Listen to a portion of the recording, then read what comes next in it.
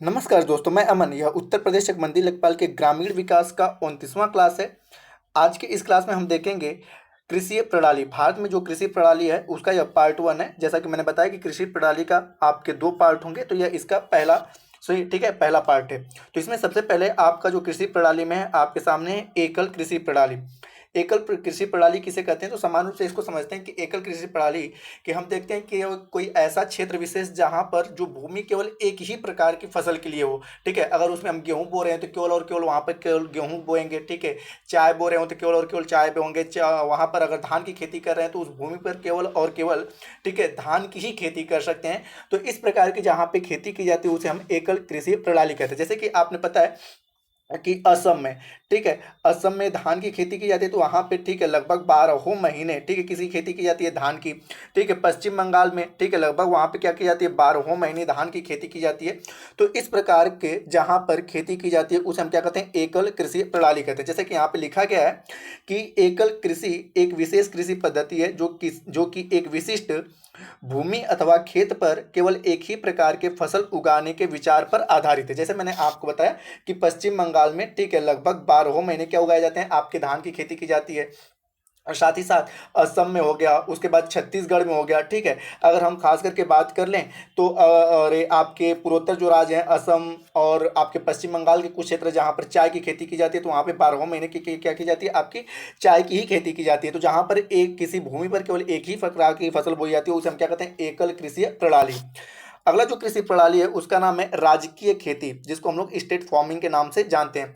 तो राजकीय खेती क्या है? तो आपको पता है कि कुछ भूमि को जैसे यहाँ पे होता है कि कुछ भूमि के मालिक तो हम खुद किसान रहते हैं और कुछ भूमि ठीक है जो सरकार के अंडर में रहती है। तो सरकार क्या करती है कि उसका उस भूमि पे ठीक है क्या करती है, खुद मजदूरों को रखकर खेती करवाती है। जैसे अगर आपको ये चीज़ें समझ में नहीं आ रहा है तो आप अक्सर करके जब ग्रेजुएट करने गए होंगे तो हर एक पीजी कॉलेजों में एक कृषि विभाग होता है। ठीक है, तो कृषि विभाग होता है और कृषि विभाग के अंतर्गत वहाँ पर क्या होता है, पीजी कॉलेज का कुछ कृषि की जमीन होती है और जिसपे क्या किया सरकार क्या करती है, विभिन्न प्रकार के फसलों का उत्पादन करवाती है। तो उस फसलों के उत्पादन के लिए वहाँ पर कोई स्टूडेंट नहीं रहता, उस फसलों के उत्पादन के लिए वहाँ पर सरकार क्या करती है, खुद मजदूरों को रखती है और उस पर काम करवाती है और उनको क्या करती है, दिहाड़ी उनको पैसा देती रहती है।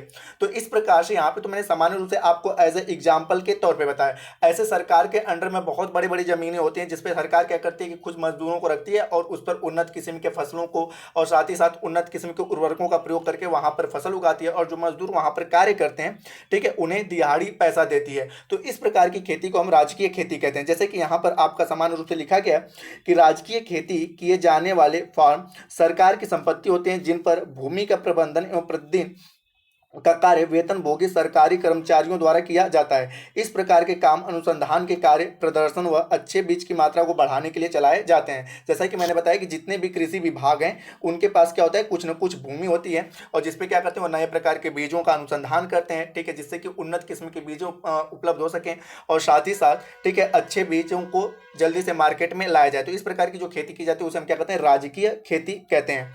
अगला जो खेती है वो है आपका पूंजीवादी कृषि। ठीक है, पूंजीवादी कृषि। तो पूंजीवादी सामान्य सा शब्द है कि यहाँ पर पूंजीपतियों का अधिकार होगा। जैसे हम वर्तमान समय में पूंजीवादी खेती की बात करें तो इस समय हमारे गांव में भी इसका काफी प्रचलन है कि कोई व्यक्ति है जिसके पास लगभग सैकड़ों बीघा जमीन है या 10 बीघा जमीन है लेकिन वह खेती नहीं कर पा रहा है। तो उस गाँव का वह कोई जो बड़ा पूंजीपति व्यक्ति होता है वह क्या करता है, उससे भूमि को ले लेता है। उससे भूमि को ले लेता है 1 बीघा, सपोज है कि वह 1 बीघा भूमि को ठीक है 10,000 पे ले लिया। अब यह एक साल क्या करेगा कि इस पे इनको क्या करेगा कि इस 1 बीघा के लिए उन्हें 10,000 दे दिया और उसके बाद क्या करेगा कि वह उस पे अपने मन से ठीक है विभिन्न प्रकार के खाद्यान्नों को या फसलों को उपजाएगा। जैसे वर्तमान समय में इस समय आप लोग देख रहे हो खास करके उत्तर प्रदेश के पूर्वांचल वाले इलाके से ठीक है कुछ लोग जाकर छत्तीसगढ़ ठीक है छत्तीसगढ़ जाके कई कई एकड़ ठीक है भूमि को ले रहे हैं और उस भूमि का पैसा उस भूमि के मालिक को दे रहे हैं और उस पे ठीक है मजदूरों को रखकर ठीक है काम करवाते हैं। तो यहाँ पे इस प्रकार की खेती को हम क्या कहते हैं, पूंजीवादी कृषि कहते हैं। हालांकि भारत में शुरुआती दौर में इसका प्रचलन नहीं था लेकिन अब धीरे धीरे भारत में भी इसका प्रचलन होना शुरू हो गया है। यह मुख्यतः आपका देखा जाए तो अमेरिका और ब्रिटेन में ठीक है, अमेरिका और ब्रिटेन में इसका पूंजीवादी खेती का काफी प्रचलन है।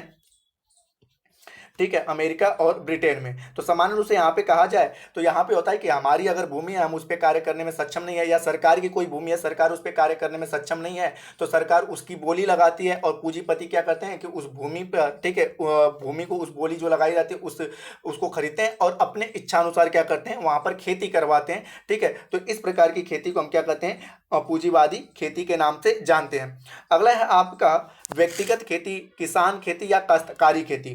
तो सामान्य रूप से वर्तमान समय में भारत में जो सबसे प्रचलित खेती की प्रणाली है वह क्या है, काश्तकारी खेती है। ठीक है, काश्तकारी खेती है। जैसे कि हम लोग सामान्य रूप से क्या करते हैं कि अपनी भूमि के हम खुद मालिक होते हैं, अपने मन से क्या करते हैं, उस पर फसलों को उगाते हैं। ठीक है, हमारे और सरकार के बीच में कोई मीडिएटर नहीं होता है, हम उसका जो भी मालगुजारी होता है सरकार को दे देते हैं। तो समान रूप से भारत में वर्तमान समय में जो आपकी खेती की प्रचलित प्रणाली है वह क्या है, व्यक्तिगत खेती या आपकी काश्तकारी खेती है, कि इस पे हम क्या होते हैं, खुद अपनी भूमि का मालिक होते हैं और अपने मन से, ठीक है, विभिन्न प्रकार की फसलों को वहां पर उगाते हैं। तो जैसे यहाँ पे सामान्य रूप से लिखा गया है कि व्यक्तिगत खेती के अंतर्गत किसानों का राज्य से सीधा संबंध होता है, यहाँ कोई मध्यस्थ नहीं होता है, किसान संपूर्ण भूमि का स्वामी होता है और उसे इसे अस्थायी पैतृक या हस्तांतरण से सभी अधिकार प्राप्त होते हैं। वह निर्धारित मालगुजारी राज्य को देता है और साथ ही साथ वह अपने मन से वहां पर फसलों को उपजा सकता है, ये नहीं कि कोई उसके ऊपर प्रेशर दे। लेकिन यहाँ पे जो पूंजीवादी होता है, पूंजीवादी वहां पे क्या करते हैं, मजदूरों को रखते हैं और जो मजदूरों को कहेंगे उसी प्रकार के फसलों को क्या करेंगे, उपज करेंगे। तो ये आपका हो गया व्यक्तिगत। तो आपसे पूछे कि भारत में वर्तमान समय में सबसे अधिक कौन सी खेती का प्रचलन है, तो आपका व्यक्तिगत खेती कह सकता है, किसान खेती कह सकता है, या काश्तकारी खेती। जैसे आप लोगों ने ये भी नाम सुना होगा कि यह इस भूमि के क्या है, काश्तकार हैं। तो वर्तमान समय में भारत में जो हम लोग जहाँ पर खेती करते हैं वो क्या होते हैं, हम उसके काश्तकार हैं और हम पूर्ण रूप से उस पर खेती करने के लिए स्वतंत्र हैं, उस पर किसी प्रकार का कोई मीडिएटर आकर दबाव नहीं बना सकता है। अगला जो खेती की प्रणाली है यह है एकीकृत कृषि प्रणाली। एकीकृत कृषि प्रणाली एक तरह से हम आपको बता दें तो यहाँ पर एकीकृत कृषि प्रणाली जो होता है मिश्रित कृषि के संबंधित होता है। ठीक है, जैसा कि पिछले क्लास में हमने आपको मिश्रित खेती के बारे में बताया था कि जहाँ पे क्या होता है कि खेती मतलब फसल उत्पादन, ठीक है, यहाँ पर कह सकते हो फसल उत्पादन प्लस जैसे जिसे हम खेती और पशुपालन एक साथ किया जाता है। ठीक है, उसे हम क्या कहते हैं, मिश्रित खेती। तो एक तरह से एकीकृत कृषि प्रणाली भी मिश्रित खेती है। इसमें किस प्रकार से किसानों को फायदा होता है हम आपको बताते हैं कि यहाँ पर किसान क्या करते हैं कि खेती करते हैं, जैसे फसल का उत्पादन करते हैं। अब फसल का उत्पादन करेंगे तो इन्हें क्या चाहिए, खाद चाहिए। तो यहाँ पर क्या होगा कि खाद के हमारे पास दो ऑप्शन है, या तो हम मार्केट से जाके खरीद लें, या तो पशुपालन जो हम कर रहे हैं तो इनके द्वारा जो इनके मल मूत्र निकल रहे हैं, ठीक है, इन मल मूत्रों को हम अपने खेती में लगा दें। तो इससे क्या होता है कि एक साथ खेती करने से, ठीक है, एकीकृत कृषि प्रणाली क्या होता है कि हम पशुपालन करेंगे और पशुपालन के साथ साथ फसलों का उत्पादन भी करेंगे और पशुपालन से जो आपके मल मूत्र उत्पन्न होंगे, ठीक है, तो उससे हम जैविक कंपोस्ट खाद बनाएंगे, जैविक खाद बनाएंगे और उसी खाद का प्रयोग हम अपने खेतों में करेंगे। तो इससे क्या होता है कि कम पूंजी में कम लागत में किसानों को अधिक से अधिक लाभ होता है। तो इस प्रकार की खेती को हम क्या कहते हैं, एकीकृत कृषि के नाम से जानते हैं। जैसा कि यहाँ पे लिखा गया है कि एकीकृत कृषि प्रणाली का तात्पर्य कृषि की उस प्रणाली से है जिसमें कृषि के विभिन्न घटक जैसे फसल उत्पादन, मवेशी पालन, फल तथा सब्जी उत्पादन, मधुमक्खी पालन, वानिकी इत्यादि को इस प्रकार समेकित करके किया जाता है कि वह एक दूसरे के पूरक हो जाते हैं। पूरक का मतलब जैसे कि मैं फसल उत्पादन कर रहा हूं और हमें खाद की आवश्यकता पड़ रही है, तो हम मवेशियों से जो उनके मल मूत्र निकल रहे हैं उनसे क्या कर रहे हैं, जैविक खाद बना रहे हैं। तो वे एक दूसरे क्या हो जाते हैं, पूरक हो जाते हैं, जिससे संसाधनों की क्षमता, उत्पादकता एवं लाभप्रद में पर्यावरण को सुरक्षित रखते हुए वृद्धि की जा सके। इसे एकीकृत कृषि प्रणाली कहते हैं। यह एक स्वसंपोषित प्रणाली है। इसमें अवशेषों के चक्रीय तथा जल एवं पोषक तत्व आदि का निरंतर प्रवाह होता रहता है। आगे यहाँ पे कि जिससे कृषि लागत में कमी आती है और कृषक की आमदनी में वृद्धि हो जाती है, साथ ही साथ रोजगार के अवसर भी मिलते हैं। ठीक है, तो इसे हम क्या कहते हैं, आपके एकीकृत कृषि प्रणाली। तो जैसा मैंने आपको बताया सामान्य रूप से मिश्रित खेती जब आप करेंगे तो वहां पे विभिन्न प्रकार के आप जैविक खाद भी बना सकते हैं और उन जैविक खादों क्या करेंगे कि आप अपने खेतों में डालेंगे, जिससे हमारा पर्यावरण भी सुरक्षित रहेगा, हमारे खाद्यान्न भी जो रहेंगे सुरक्षित रहेंगे और साथ ही साथ हम कम आमदनी में अधिक पैसे कमा सकते हैं। तो इस प्रकार की खेती को हम क्या कहते हैं, एकीकृत कृषि प्रणाली के नाम से जानते हैं। अगला आपका है कि गहन या सघन खेती। गहन या सघन खेती, तो यहाँ पे समान रूप से जाने कि गहन कृषि में निश्चित समय अवधि में फसलों का अधिकाधिक उत्पादन प्राप्त करने के लिए भूमि की प्रत्येक इकाई पर अधिक मात्रा में पूंजी एवं श्रम का उपयोग किया जाता है। ठीक है, जैसे कि हमारे पास कम हेक्टेयर के क्षेत्रफल हैं, ठीक है, हमारे पास कम हेक्टेयर का खेत है और लेकिन हमें क्या करना है, इस पे अधिक मात्रा में फसल का उत्पादन करना है, तो हम क्या करेंगे, इस पे जो आपके गैर परंपरागत जो यंत्र हैं, जैसे खास करके अब यहाँ पर हम क्या करेंगे कि अत्याधुनिक, ठीक है, अत्याधुनिक मशीनों का प्रयोग करेंगे, साथ ही साथ अत्याधुनिक बीजों का प्रयोग करेंगे, साथ ही साथ अत्याधुनिक उर्वरकों का प्रयोग करेंगे, जिससे क्या होगा कि कम क्षेत्रफल में हम अधिक से अधिक फसल को उपजा सके। इसे हम क्या कहते हैं, गहन या सघन खेती कहते हैं। जैसे खास करके हम अपने भारत की बात करें तो भारत में आप देखते हो जैसे छत्तीसगढ़ हो गया, ठीक है, तो छत्तीसगढ़ को धान का कटोरा कहा जाता है, क्योंकि छत्तीसगढ़ वहां पे धान की जो खेती की जाती है गहन या कम क्षेत्रफल में अधिक धान का उपज होता है। तो इस प्रकार के क्षेत्र को हम क्या कहते हैं, गहन या सघन खेती। जैसे कि पंजाब में अधिक मात्रा में क्या होता है, आपका गेहूं हो जाता है, तो पंजाब में आप देखोगे जो खेती की जाती है वहां पे बड़े बड़े हार्वेस्टर हैं, बड़े बड़े मशीनें हैं, और वहां पे अच्छी किस्म की क्या होती हैं, बीज को लेकर आते हैं और उनको बोते हैं और कम क्षेत्रफल में अधिक पैदावार को करते हैं। ठीक है, तो इस प्रकार की जो खेती होती है उसे हम क्या कहते हैं, गहन या सघन खेती कहते हैं। और इसके अंतर्गत भारत का पंजाब और छत्तीसगढ़ राज्य आपके आ जाते हैं। अगला जो आपका झूम खेती, तो झूम खेती को हम पहले ही बता चुके हैं कि प्राकृतिक वनस्पतियों को काटकर उन्हें जला दिया जाता है, फिर साफ कर कर उस पर खेती की जाती है, और पुनः उस स्थान को छोड़कर जब एक बार वहाँ उस पर हम खेती कर लेते हैं तो उस स्थान को क्या करते हैं, यहाँ पे हमने खेती किया तो अगर एक बार हमने खेती कर लिया तो यहाँ पे इस स्थान को छोड़कर दूसरे स्थान पर इसी प्रकार की खेती करते हैं, फिर दूसरे स्थान पर जाएंगे, प्राकृतिक वनस्पतियों को काटेंगे, यहाँ पर जलाएंगे और बिना यहाँ पर हल चलाए, ठीक है, यहाँ पे क्या करते हैं कि हल्की या तो हल भी चलाना होता है तो बहुत हल्का फुल्का चलाया जाता है, नहीं तो ना के बराबर हल चलाया जाता है, और इसमें एक के साथ एक से अधिक बीजों को बोते हैं।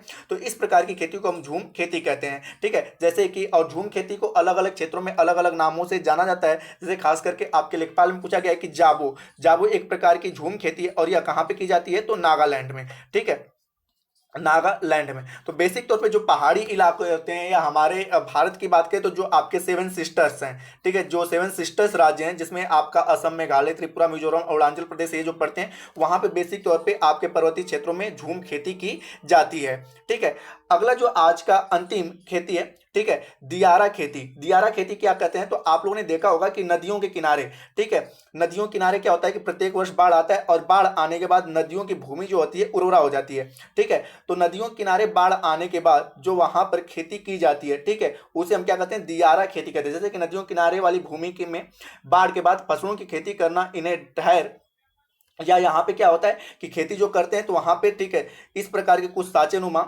ठीक है, संरचना बना के वहां पे क्यारियां बनाते हैं। ठीक है, बाढ़ आने के बाद तो नदियों के किनारे बेसिक तौर पे जो खेती की जाती है उसे हम क्या कहते हैं, दियारा। ठीक है, और यहाँ पर दियारा कैसे है, तो यहाँ पे इसे इसका पूरा नाम आता है नदियारी। ठीक है, नदियारी, या इसे हम कहते हैं कटोरा नुमा, कटोरा नुमा। ठीक है, कटोरा नुमा इसलिए क्योंकि नदियां जहां पे बहती हैं तो वहां पे इस प्रकार के एक कटोरा नुमा, ठीक है, साँचा बन जाता है। ठीक है, तो यहाँ पर इस प्रकार से हम क्या करते हैं कि दियारा, एक छोटा छोटा दियारा, दियारा मतलब क्या होता है कि हम वहां पे कियारी बना लिए, दियारा, नदियों के किनारे जो कियारी बनाया जाता है उसे दियारा कहते हैं। ठीक है, क्योंकि यह दिए के समान है, ठीक है, या कटोरे के समान है, तो इसलिए क्या कहा जाता है, इसे दियारा, दिए के समान है तो इसलिए दियारा। और कई लोग इसे कटोरे के समान मापते हैं तो इसलिए क्या कहते हैं, इसे कटोरे नुमा खेती कहते हो। आपसे समान रूप से पूछे कि दियारा खेती कहाँ पर होता है, तो नदियों के किनारे दियारा खेती होता है। क्यों, क्योंकि यहाँ पर, ठीक है, इसका जो संरचना होता है यह दिए के समान होता है, और कई सारे लोग इसे क्या कहते हैं कि यह कटोरे के समान है, तो इसलिए कई सारे लोग इसे दियारी खेती या दियारा खेती या कटोरे नुमा खेती कहते हैं। तो दोस्तों, यह वीडियो आपको पसंद आया हो तो वीडियो को लाइक करें, कमेंट करें तथा अपने दोस्तों के साथ शेयर करें, तथा इस चैनल पर नए हैं तो चैनल को सब्सक्राइब अवश्य करें, तथा इस पीडीएफ को प्राप्त करने के लिए आप हमारे टेलीग्राम से जुड़ सकते हैं, जिसका लिंक वीडियो के डिस्क्रिप्शन में दिया हुआ है।